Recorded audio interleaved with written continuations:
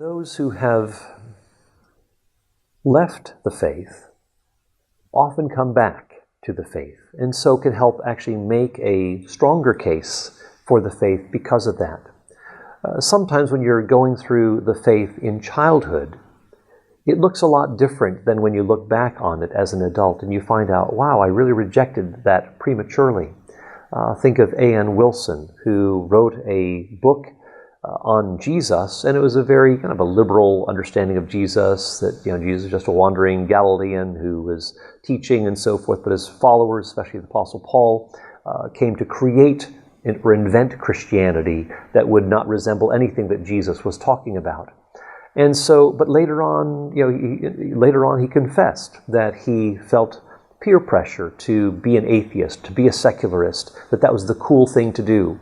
And so, but yet he found that when his own family members were dying, close relatives were dying, he discovered that he didn't have, within his own atheistic worldview, the resources to actually deal with those deaths. He couldn't believe that those loved ones were just hunks of meat that ceased to exist.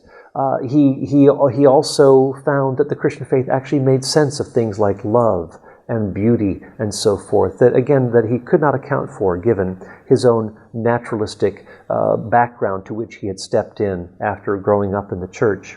So a lot of times it's helpful to look at those who actually return to the church, and you find that they're a lot stronger, a lot more firm because of that, because they recognize that the Christian faith has many of the resources that they felt that they did not have available to them, given their sort of atheism.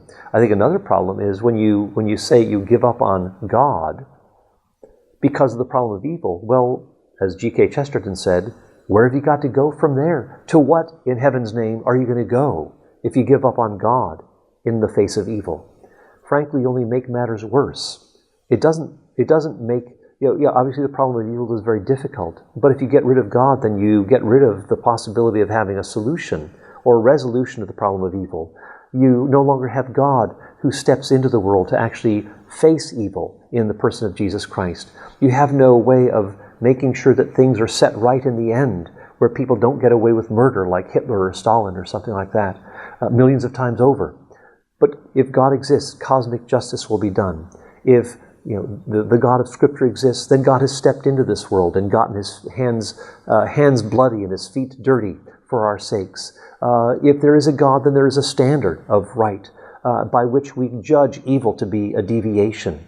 If there is no God, then where is the standard?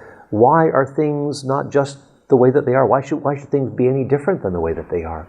So those are the sorts of issues that often come up when people are getting rid of God and realizing, if I get rid of God, then matters even get worse.